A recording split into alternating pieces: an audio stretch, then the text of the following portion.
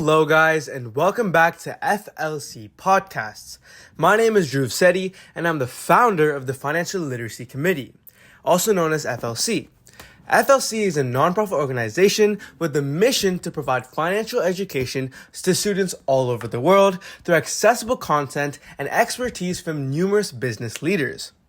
Today we have a very exciting guest, Jennifer Koski, who's the current Associate Dean at the University of Washington and also the Endowed Chair in Finance.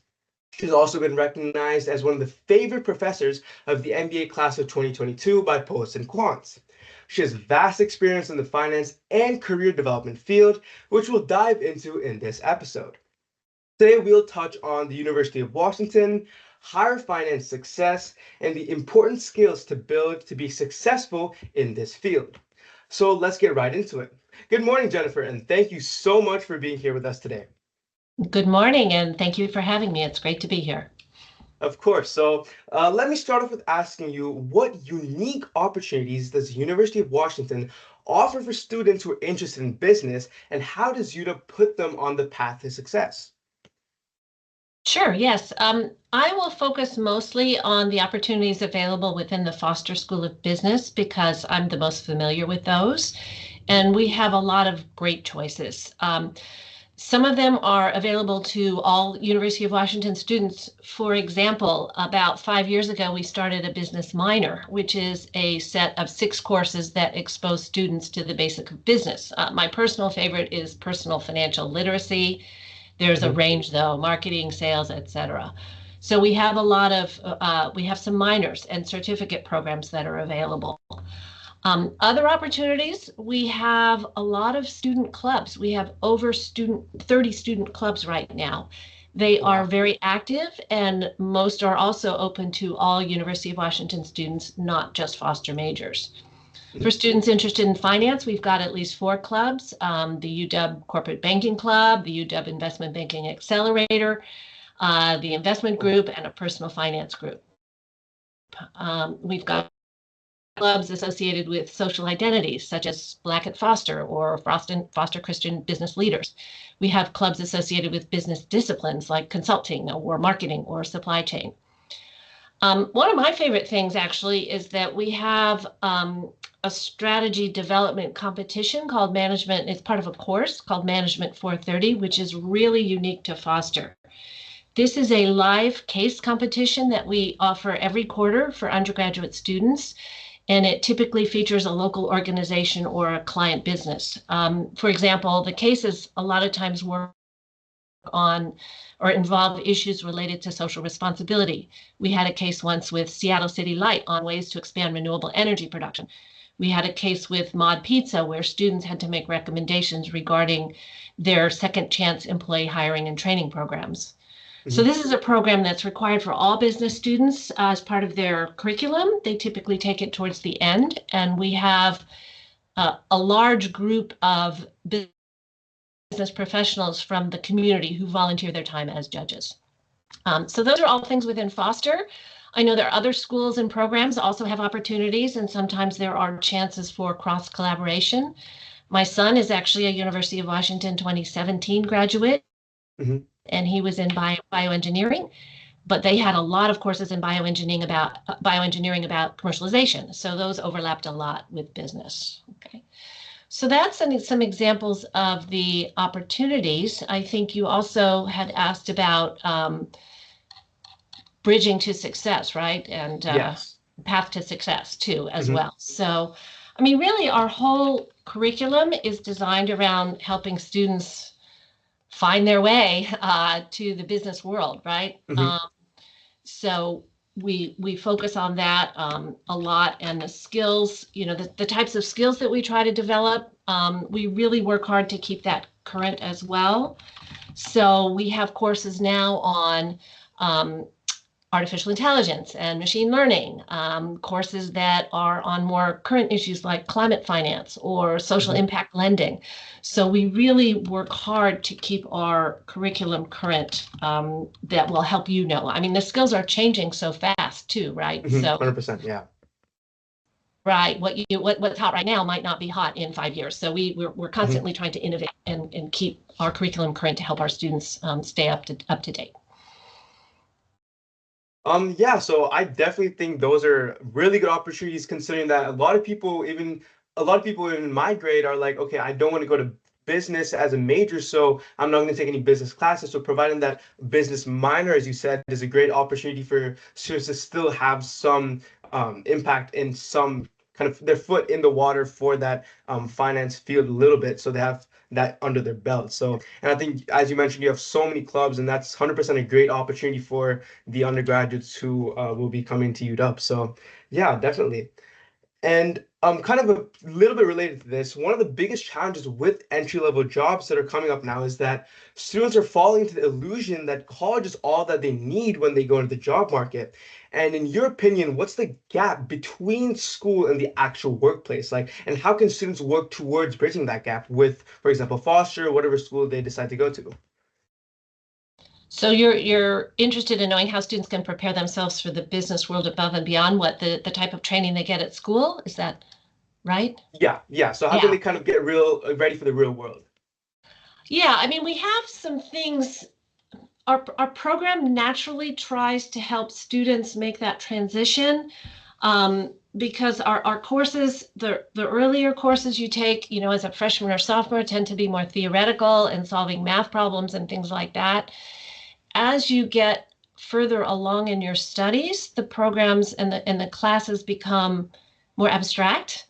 For example, I teach a case class, and the case a business case is about a 15-page story about a company that is facing a particular issue, and the students have to learn how to analyze that, and there often isn't a right answer, right? There's multiple Hmm. options and there's pros and cons, and you have to think about evaluating them and making a recommendation.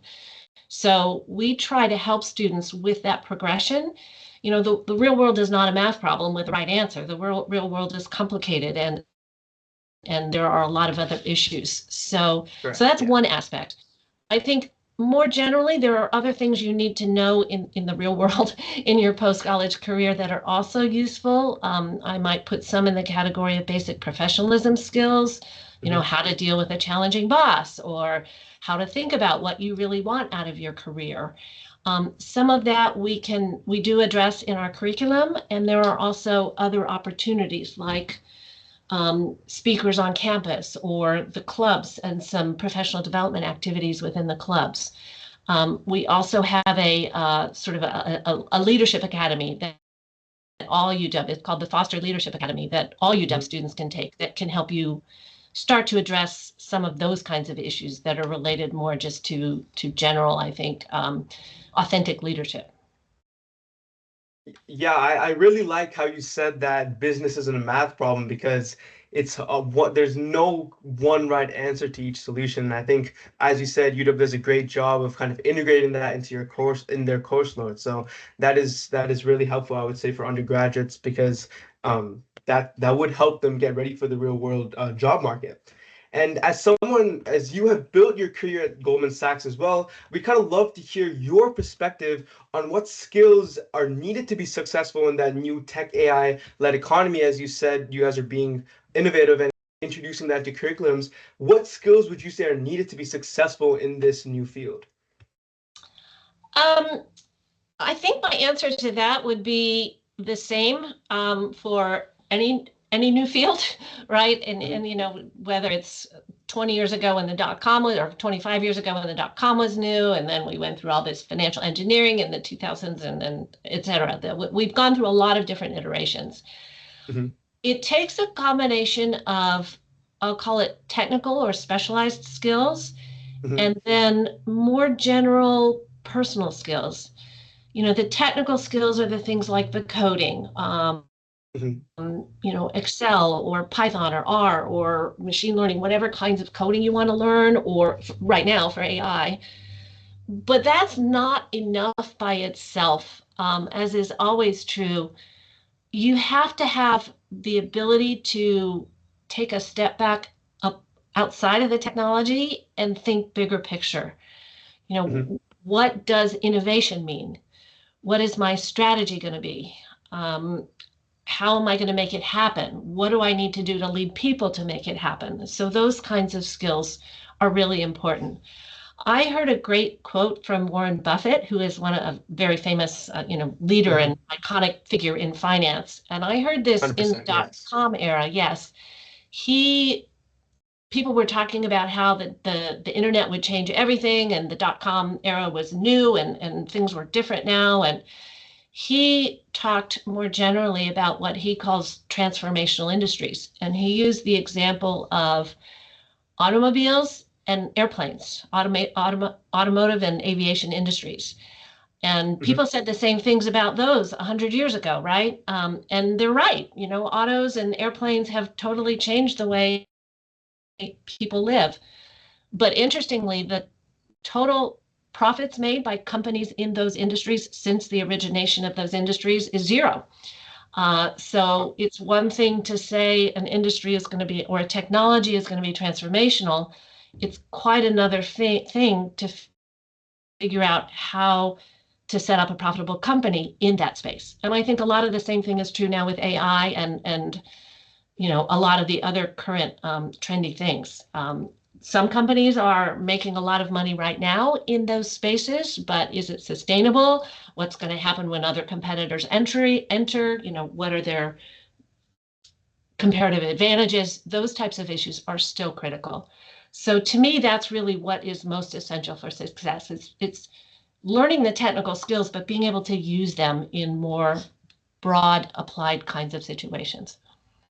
That is a very good point because when I speak to my peers and when I speak to people in general about AI, the only thing we talk about and the thing that we say, oh, you need to know this is the technical aspect that you said, oh, you need to know how to code, you need to know how to use AI. And I think you bring a really good point in saying that the personal side of it is also just as important because you have to understand how valuable is this new thing, like how valuable really is it, and how can it really be applied. So I definitely think that is a really good thing that students should take into consideration.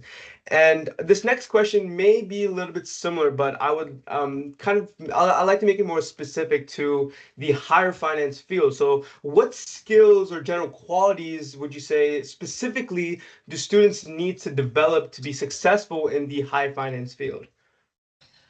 Sure. I assume you're talking about investment banking, hedge funds, that type of area. Is that what you have in Yes. mind? Yeah. Yes. You need to be comfortable with numbers in those fields because, financial reports, the language in which you communicate has a lot of numbers in it. Hmm. So that's important. And you need to have, again, there's another set of technical skills. Much of it tends to take place in Excel financial modeling still to this day. Hmm. So you need to be comfortable, and there's some, evaluation model. You're trying to value a firm, Hmm. or look at a pro forma for a company which is considering maybe issuing some new security. What will the consequences be for the company? Those models are built on Excel, and so you need the number comfort and Excel. You don't need super high math unless you're in very specific subsets of the field. Hmm. I was an applied math major in college and I started working in investment banking and they said, "Great, you're a math major. This will be perfect." But I got there and all I was really doing was adding and subtracting. Oh wow. No calculus, none of that. Hmm. So I was very comfortable with numbers and I have a lot of intuition for, you know, what a model should look like. And oh, that can't possibly be right. I must have done something wrong. But Hmm. it's not. There are some subsets, some quantitative investment strategies that do get very, very mathematical and quantitative, but much of higher finance is not like that. But again, you also need to have an understanding of business and the fundamental business. I mentioned my son earlier, and he was a bioengineering graduate from the UW with the minor in entrepreneurship, and Hmm. he now works for a biotech hedge fund. So I see firsthand what he's doing. Oh And wow. it isn't enough for him to build a structurally sound valuation model. He really has to understand the underlying science because he's trying to Hmm. value companies that are at the cutting edge of, medical treatments or healthcare devices. And I read about those companies. I don't understand the science. So I could build a structurally sound model But I think garbage in, garbage out. If I have no Yeah. intuition or no understanding of what this product is and who's going to Hmm. buy it and how you can sell it and what it costs to make it, the numbers that I put into my valuation model will really lead to a meaningless outcome. So it's a combination again of technical skills and fundamental understanding of whatever business it is that you're working with. That again, like we just talked about in the last question, that duality of both the technical aspect and the personal aspect of actually understanding that is 100% very important in both the AI part and in the higher finance part. And I'm actually taking a course on financial markets, and in that course they talk mainly about just the theorems like DCF or CAPM, and they don't really talk about how important it is to actually understand the model. And I think that is definitely something that could set people apart if they can explain what their model actually says and kind of derive conclusions from that. So that is a very, very good point. That's something I have to work on too, actually. So thank you That's so how I much. end my course when I'm teaching my students. I have some examples of books that people have written about famous market collapses because people were doing things with really fancy models and they thought the models were always right. And sometimes things happen that are different than you've got structured in your model, and it doesn't always work that way. Like the Hmm. financial crisis in 2007, 2008, like long-term capital management in 1998. There's just a bunch of examples. So Hmm. Yeah. And I think one of the things UW does, from what I heard, because I know a couple people who are in foster right now, and you guys also talk about the history of the like financial market and how we're trying to learn from that in the future. But obviously, it's impossible to predict, but at least we can learn from that. So I think that's also another great thing that UW does. yes, it is important, learning from the past. Yes. And this is, we kind of touched upon the business minor earlier, but what would you say is a specific financial literacy skill or set of skills that high schoolers should prioritize before entering college, regardless of their major? Yeah, that's a great question. And I'm going to give you a slightly unconventional answer, I think. I Mhm. didn't start studying finance until after I finished college. Um, I was an applied math major. I went to a liberal arts college. I didn't know what it was. I found it by chasing my skills, but I didn't know what business was. So I Mhm. didn't, much as high school, I didn't know any business from college. So I think even somebody who studies it as an undergrad has a huge advantage, has a huge head start on learning the technical skills relative to someone like me who didn't get into business until after college. So in that sense, I don't think it's critical that you get off to a really fast start. To be successful, it's fine whenever you can learn things. Having said that, financial literacy skills are great for everyone. And of course, I'm focusing on finance because that's my area. Mhm. I worked hard when my kids were growing up just to give them a basic sense for what a budget is and how Mhm. credit cards work. And, things like managing a portfolio is a great skill, and they teach a lot of that in finance classes. But practically speaking, you're probably not going to have a portfolio to manage for a while, right? That is true, You've yeah. got loans for college, you've got to get through that. It takes a while in your startup, if your first job, if you're lucky to get one that even allows you much opportunity for saving in the first place. Mhm. So I think just basic, the kinds of things you'd need for everyday life. And I think podcasts like your podcast, it's great for people to have more familiarity. Mhm. If you do have an interest, I would recommend keep focusing on two things. One is this personal financial literacy, the things that are going to teach you the skills to live in modern society, regardless of what kind of a career you pursue. Mhm. Um, and then things that'll just start to get you familiar with business in general. I remember when I was in college, and back at the time that was before podcasts and things, so it was mostly through the newspaper. I tried to read the Wall Street Journal and it was boring because I didn't know anything about any of these companies or any of these issues. But as I started to work in the field and then study more, I thought, oh, I know that company. Or, yeah, I remember that decision that they made. It became more interesting. So Mhm. try to just start familiarizing yourself with companies. And there's much more fun ways to do it now. There's some other great podcasts.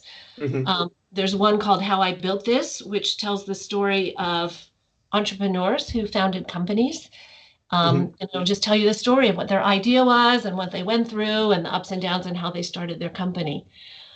There's another one I like called Business Wars. The most recent one I listened to was the story of Haagen-Dazs versus Ben and Jerry's. It'll do Coke and Pepsi. It'll do two competitors in the same field, and it'll talk about how they were founded and how they grew and how they competed.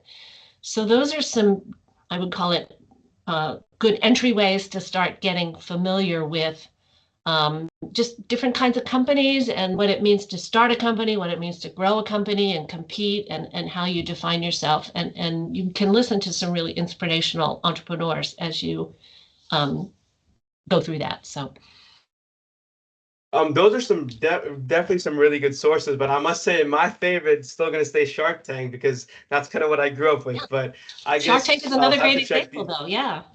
yeah, because I think Shark Tank was the most engaging for me because it just shows how you present yourself and kind of how you sell yourself.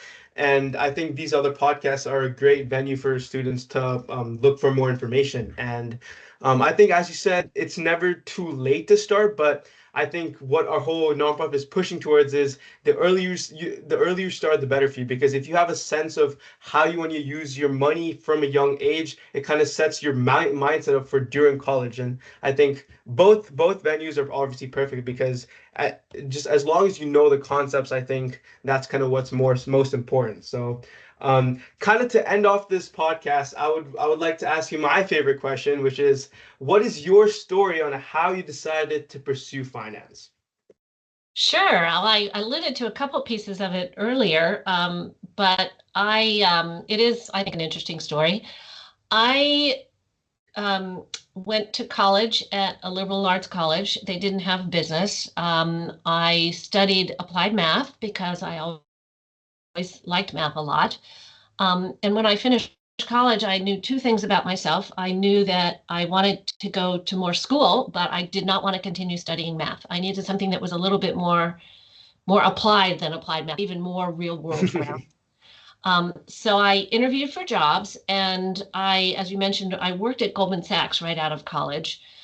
They at the time had a 2-year financial analyst program, and the idea was that you would go back to school afterwards. And so I thought, okay, this sounds good. I'll try this. I don't know what investment banking was. And they said, that's Mhm. okay.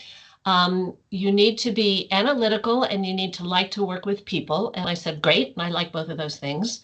And they said, we'll teach you everything you need to know about finance. And I thought, perfect, because I didn't know any finance. Mhm. So I did go to work for them. I was in the corporate finance group. We were working with different clients on the kinds of financial deals they'd want to do. Maybe it was a merger, or maybe it was Mhm. paying a dividend, or maybe issuing debt or equity. And that Mhm. was my first exposure to finance. And I loved it because it was quantitative, but it also had other things. It had the strategy and the collaboration and the working with clients piece of it. Mhm. So I finished and I thought, okay, well, what everyone did from that program, that the hope, their hope was that I would go get my MBA and come back as an investment banker. And I went back to get my MBA and I just loved being back in school. And that's where I really found the more rigorous kinds of finance. You alluded earlier to some of our models and the structures and the rigor. And finance is a wonderful field from my perspective because we do have foundational theory Mhm. and it's very useful most of the time, but you also have to use some judgment to implement it. And I love that combination. It's not just a math problem. It starts with a math problem, but it adds a layer. So when I did my MBA and I really discovered that I wanted finance and I wanted the more theoretical side. So at that point, I decided to stay and pursue an academic career. So I then went and got my PhD in finance. Mhm. And once I finished the PhD in finance, I joined the University of Washington faculty, and I've been a finance professor there ever since. So it was really a combination of, I didn't know in college that I would be a finance professor. I didn't even know what finance was, but I followed my interest and my skill. Okay, I like math. I like to work with people. Okay, now I want a little bit more theory. Okay, now I want to do this research thing. So I did it step by step. And looking back, each step I took was perfect. It was just exactly what Mhm. I should have done, even though I didn't know at the time. I didn't plan ahead.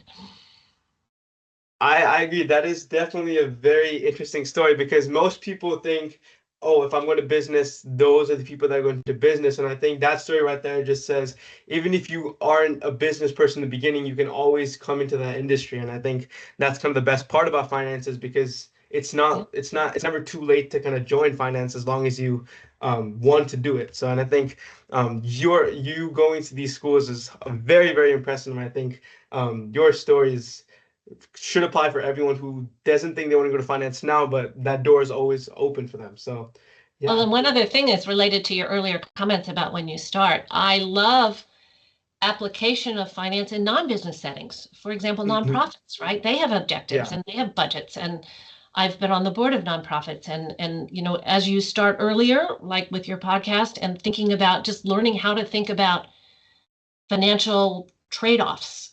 Hmm. It's even earlier, way before you work for a company. It's a skill that will help you in your own personal planning and decision making, and it's a skill that you can apply in a lot of other non-traditional settings as well. Yeah. So I would definitely agree with that because I think finance lives in every industry because it's knowing the money side of things is very important, regardless of what aspect it is. So, yeah. Well, that was all we had for this episode. Thank you so much for joining us today, and thank you so much, FLC viewers. That's all we had today. Thank you very much.